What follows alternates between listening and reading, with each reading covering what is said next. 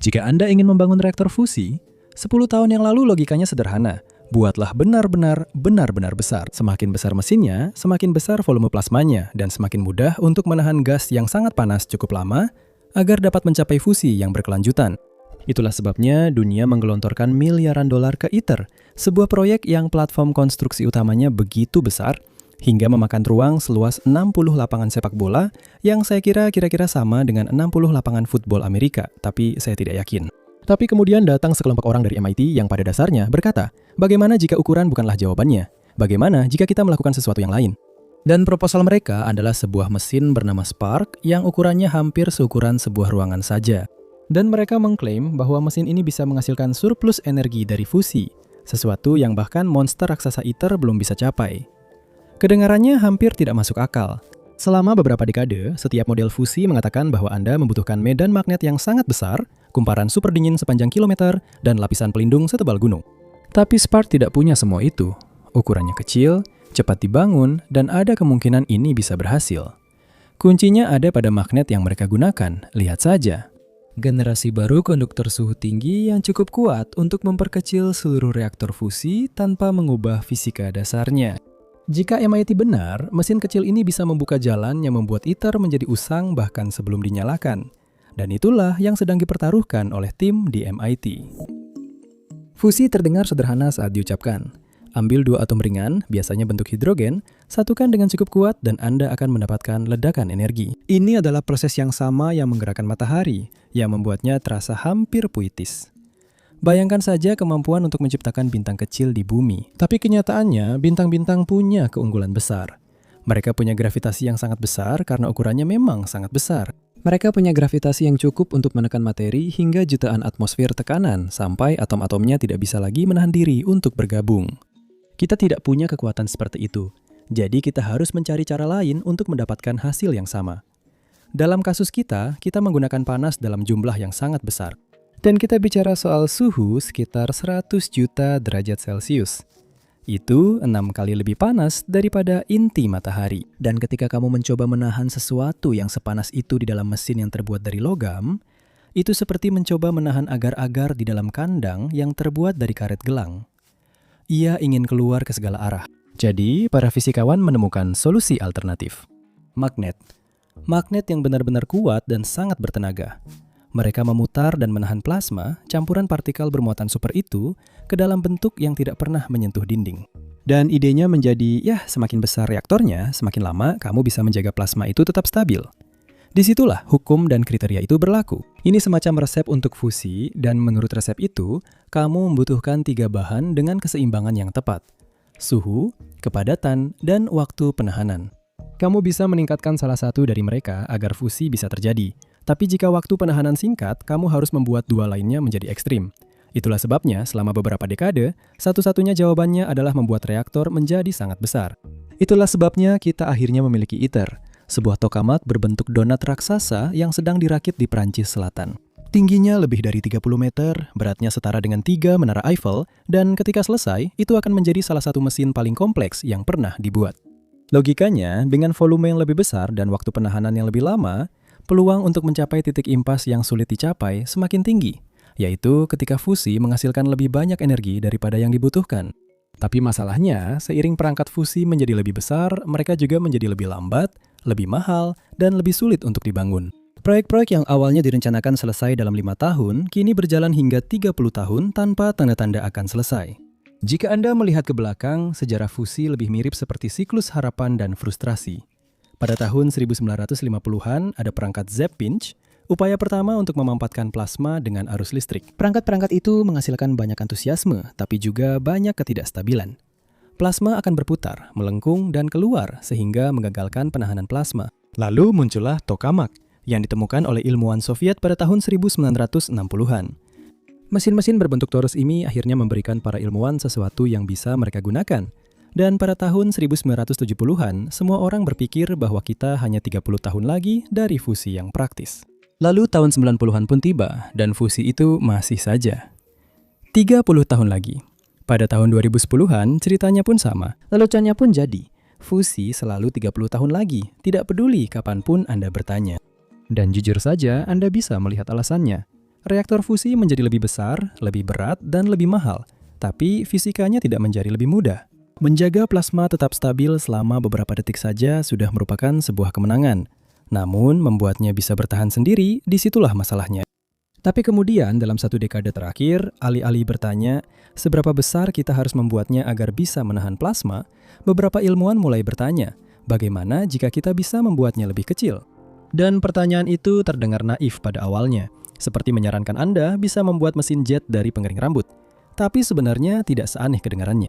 Kuncinya adalah magnet, khususnya kelas baru superkonduktor suhu tinggi, yaitu material yang dapat menghantarkan arus listrik sangat besar tanpa hambatan.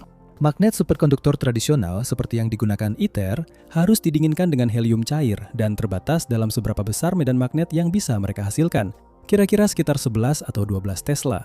Yang baru, berbasis pita Rare Earth Barium Copper Oxide atau pita REBCO, bisa jauh melampaui itu, bahkan lebih dari 20 Tesla dalam beberapa kasus. Itu bukan sekadar peningkatan kecil. Dalam fisika fusi, kekuatan medan magnet memiliki dampak yang sangat besar karena pengurungan energi berbanding kira-kira dengan pangkat 4 dari medan magnet, menggandakan medan tersebut dapat membuat reaktor hingga 16 kali lebih efisien.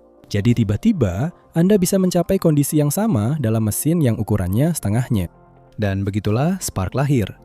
MIT dan perusahaan rintisan mereka, Commonwealth Fusion Systems, memutuskan bahwa jika Anda bisa membuat magnet yang lebih kuat, Anda bisa membuat reaktor yang lebih kecil, dan Anda tidak membutuhkan proyek senilai $50 miliar untuk mencapainya. Lebih kecil berarti konstruksi lebih cepat, biaya lebih rendah, dan kemampuan untuk menguji serta melakukan iterasi. Ini adalah cara berpikir tentang fusi yang dibalik total, dan itulah yang membuat Spark begitu menarik. Ini bukan konsep fisika baru yang liar atau material ajaib dari entah mana. Ini adalah wawasan rekayasa yang menantang dogma berbasis skala selama puluhan tahun. Uji coba yang membuktikan jalur baru. Terobosan itu terjadi pada tanggal 5 September 2021 di sebuah laboratorium sederhana di Albany Street, Cambridge, di mana para ilmuwan telah menghabiskan setengah dekade mencoba menyempurnakan pita REBCO menjadi kumparan yang mampu menangani tekanan sekuat menghancurkan baja. Jadi begini, magnet 20 Tesla lebih mengutamakan kendali daripada kekuatan. Jadi jika arus yang masuk terlalu besar dan terlalu cepat, materialnya akan terbakar sendiri. Uji coba yang mereka lakukan adalah sebuah aksi keseimbangan antara fisika dan rekayasa. Dan kegagalan berarti mereka tidak akan pernah mencapai lengkungan sekecil mungkin.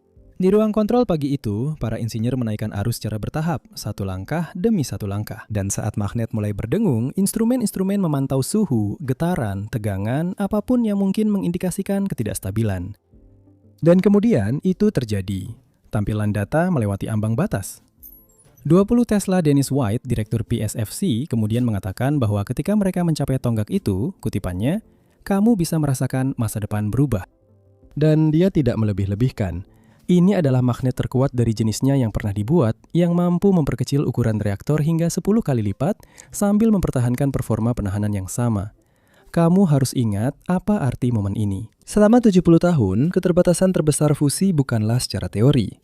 Kita sudah tahu persamaannya.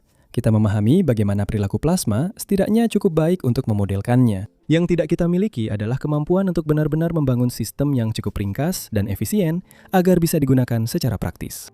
Itulah mengapa keberhasilan uji coba ini menjadi terobosan besar. Ini membuktikan bahwa hal yang tampaknya mustahil bisa direkayasa. Tim telah merancang magnet ini sebagai satu modul tunggal yang nantinya akan menjadi satu set toroidal penuh untuk Spark. Setiap kumparan terbuat dari ratusan lapisan pita REBCO yang dililit dengan ketegangan luar biasa dan didinginkan dengan helium superkritis. Pada akhir pengujian, magnet tersebut sudah berhasil bertahan pada medan penuh tanpa sekalipun kehilangan sifat superkonduktif. Dan tiba-tiba muncul kemungkinan baru di dunia fusi. Seperti yang bisa diduga, para investor pun mulai berdatangan. Dalam beberapa bulan, Commonwealth Fusion Systems berhasil mengumpulkan lebih dari $1,8 miliar dalam pendanaan baru, salah satu investasi swasta terbesar dalam sejarah energi, dari para pendukung seperti Bill Gates, Google, dan beberapa perusahaan energi besar. Untuk memberi gambaran tentang pencapaian mereka, bayangkan jika Anda bisa membuat akselerator partikel sebesar LHC dan membangunnya di satu kampus. Atau membuat superkomputer yang menggunakan fisika yang sama, tetapi muat di atas meja. Itulah jenis perubahan paradigma yang sedang kita bicarakan di sini, dan komunitas ilmiah mengetahuinya. Bahkan para kritikus perusahaan fusi swasta, orang-orang yang telah menghabiskan karir mereka bekerja di ITER, mengakui bahwa ini adalah pencapaian yang nyata. Perdebatan lama tentang apakah reaktor kecil dengan medan tinggi bisa menyaingi reaktor skala besar tiba-tiba memiliki data eksperimental yang mendukungnya. Tapi ada hal lain dari cerita ini yang sering terlewatkan. Keberhasilan ini bukan hanya soal repko atau rekayasa teknik. Ini soal budaya. Tim Spark adalah gabungan peneliti MIT dan insinyur sektor swasta, model hibrida yang lebih mirip SpaceX daripada laboratorium universitas. Mereka bergerak cepat, gagal tanpa banyak bicara, dan tidak menunggu komite internasional untuk memutuskan langkah berikutnya. Ini adalah riset fusi yang bebas dari birokrasi, dan membuktikan bahwa tim kecil yang fokus bisa bersaing dengan proyek internasional bernilai miliaran dolar. Itulah salah satu alasan mengapa momentum industri ini berubah hampir dalam semalam. Namun, bagi White dan timnya, pekerjaan baru saja dimulai. Mereka tidak lama merayakannya, karena kumparan 20 Tesla itu baru langkah pertama. Tantangan berikutnya adalah benar-benar menggunakannya untuk membangun Spark itu sendiri, menghubungkan magnet-magnet tersebut ke dalam konfigurasi toroidal, dan melihat apakah plasma akan berperilaku seperti yang diprediksi oleh model. Mesin yang mencoba menulis ulang fusi. Spark, yang merupakan singkatan dari Small as Possible, Affordable, Robust, Compact, adalah jawaban dari MIT dan Commonwealth Fusion Systems terhadap 70 tahun frustrasi. Sekarang, di atas kertas, ini adalah tokamak, sama seperti ITER, tapi dalam praktiknya, ini adalah filosofi yang benar-benar berbeda. Alih-alih mencoba membangun mesin yang paling sempurna, Spark justru mencoba membangun mesin terkecil yang masih layak. Ruang pusat Spark, donat yang menahan plasma, hanya akan setinggi sekitar 3 meter, dengan radius tabung plasmanya sekitar 1,85 meter. Bandingkan itu dengan radius 6,2 meter dan tinggi 30 meter milik ITER, dan Anda mulai melihat perbedaannya. Spark bisa muat dengan nyaman di dalam salah satu aula perakitan ITER dan masih memiliki ruang tersisa. Tapi meskipun ada perbedaan ukuran itu, medan magnet Spark akan 2 kali lebih kuat. 18 kumparan HDS superkonduktor suhu tinggi yang terbuat dari pita Repco itu akan menghasilkan medan magnet melebihi 20 Tesla. Cukup untuk menekan plasma pada tekanan ratusan juta kali lebih besar dari atmosfer bumi. Tujuannya adalah untuk mencapai faktor keuntungan energi fusi atau Q lebih dari 1. Itu berarti menghasilkan lebih banyak energi dari reaksi fusi dibandingkan energi yang dikonsumsi mesin untuk mempertahankannya. Desain Spark bertujuan untuk Q10, yaitu menghasilkan energi 10 kali lebih banyak daripada yang dimasukkan. Untuk memberikan gambaran, tokamak terbaik dalam sejarah seperti jet di Inggris hanya berhasil mencapai Q sekitar 0,67. ITER setelah selesai juga berharap bisa mencapai Q10, tapi itu baru akan terjadi sekitar pertengahan 2030-an. Spark menargetkan untuk mencapainya sebelum akhir dekade ini, namun itu tidak berarti akan ada pembangkit listrik. Spark adalah perangkat demonstrasi. Perangkat ini dirancang untuk membuktikan bahwa fusi kompak dengan medan tinggi dapat dicapai. Langkah berikutnya setelah itu adalah ARK, versi yang lebih besar dan terhubung ke jaringan yang dapat secara terus-menerus menghasilkan sekitar 200 MW listrik. IRK akan menggunakan kembali teknologi magnet milik Spark, tetapi menambahkan sistem yang dibutuhkan untuk benar-benar mengekstrak panas, menggerakkan turbin, dan menyalurkan daya ke jaringan listrik. Ini adalah peta jalan yang sangat pragmatis. Alih-alih satu lompatan besar, MIT dan CFS mengambil 2 langkah yang disengaja. Pertama, buktikan bahwa prinsip fisikanya bekerja. Lalu, tingkatkan skala menjadi pembangkit listrik yang berfungsi.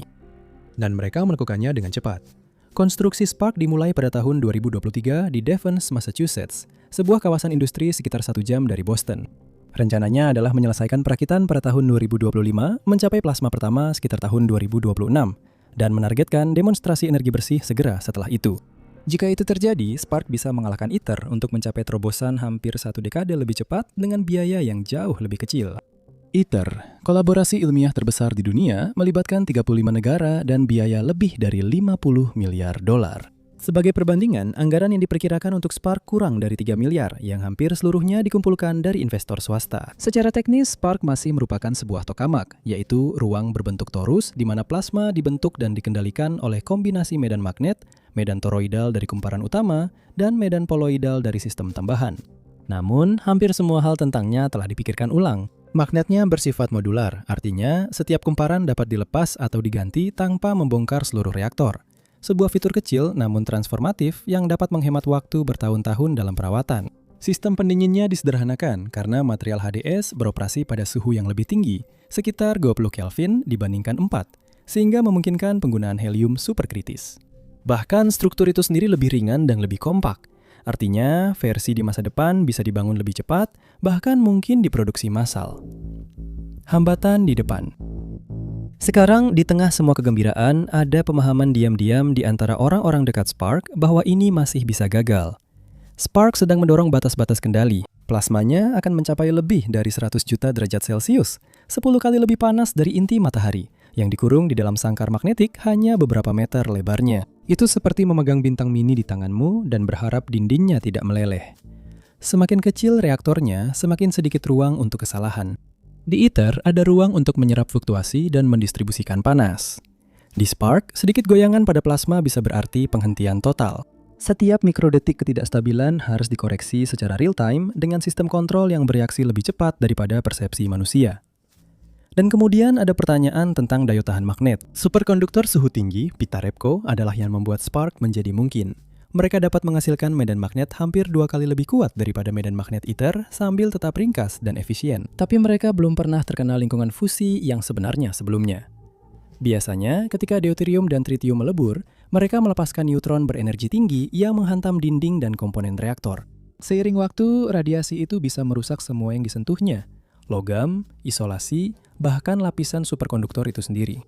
Jika kumparan Repco rusak akibat bombardir, kinerjanya akan menurun. Perbaikannya juga tidak akan mudah karena magnet-magnet ini dililit rapat dan didinginkan. Mengganti salah satunya bisa memakan waktu berbulan-bulan dan biaya jutaan dolar. Belum ada yang tahu berapa lama mereka akan bertahan dalam kondisi fusi nyata. Dan satu-satunya cara untuk mengetahuinya adalah dengan membangun dan menjalankan Spark. Tantangan besar lainnya adalah pembuangan panas. Ini adalah salah satu masalah fusi yang paling belum terpecahkan dan kurang mendapat perhatian. Setiap reaksi fusi melepaskan energi dalam bentuk panas luar biasa yang terlokalisasi di tempat plasma bertemu dengan dinding bagian dalam mesin. Di Vertor, komponen khusus yang menangani pembuangan harus mengelola aliran panas yang lebih tinggi daripada yang ada di dalam nozzle roket. Jika divertor gagal, seluruh ruang hampa udara bisa rusak tanpa bisa diperbaiki. Reaktor besar seperti ITER sudah mengalami kesulitan dengan masalah ini. Desain Spark yang kompak membuatnya semakin sulit. Volume yang lebih kecil berarti panas menumpuk lebih cepat, dan ada lebih sedikit permukaan untuk menyebarkannya. Para insinyur sedang mengeksplorasi material baru dan bentuk pendinginan yang berbeda, seperti ubin tungsten, lapisan logam cair, dan paduan canggih. Tetapi belum ada satupun yang terbukti mampu menangani kerapatan daya Spark. Dan bahkan jika plasma Spark bekerja ringan sempurna, bahan bakarnya sendiri tetap membawa kompleksitas tersendiri. Campuran deuterium dan tritium yang digunakan untuk menggerakkan sebagian besar desain fusi memang kuat, tetapi juga sangat sensitif. Deuterium mudah diekstrak dari air, tetapi tritium langka dan bersifat radioaktif, dengan waktu paruh sedikit lebih 12 tahun. Sebagian besar pasokan tritium di dunia diperoleh sebagai produk sampingan dari reaktor nuklir air berat di Kanada dan Korea Selatan, dan hanya ada beberapa kilogram saja di seluruh dunia. Penanganannya memerlukan penampungan khusus dan perizinan yang dapat memperlambat kemajuan selama bertahun-tahun. Spark akan menggunakan sejumlah kecil tritium untuk pengujiannya, tetapi setiap tindak lanjut komersial akan membutuhkan siklus tritium yang berkelanjutan untuk menghasilkan bahan bakar baru saat membakar yang lama. Itu adalah seluruh sub-bidang penelitian yang masih sebagian besar bersifat teoretis. Tanpa itu, fusi tidak bisa berkembang. Lalu muncul tantangan regulasi dan logistik. Belum ada kerangka kerja yang jelas untuk lisensi reaktor fusi swasta di Amerika Serikat, karena belum ada yang pernah membangun reaktor fusi yang menghasilkan daya signifikan. Para pengembang Spark sedang bekerja sama dengan Komisi Regulasi Nuklir untuk membuka jalan baru, sebuah proses yang bisa sama lambatnya dengan proses rekayasa itu sendiri. Namun, meskipun ada semua hambatan itu, Spark tidak perlu melewati semuanya untuk menjadi penting. Bahkan jika nantinya tidak pernah mencapai Q lebih dari 1, data yang dihasilkannya akan sangat berharga. Memvalidasi fisika reaktor kompak medan tinggi akan mengubah arah seluruh bidang ini.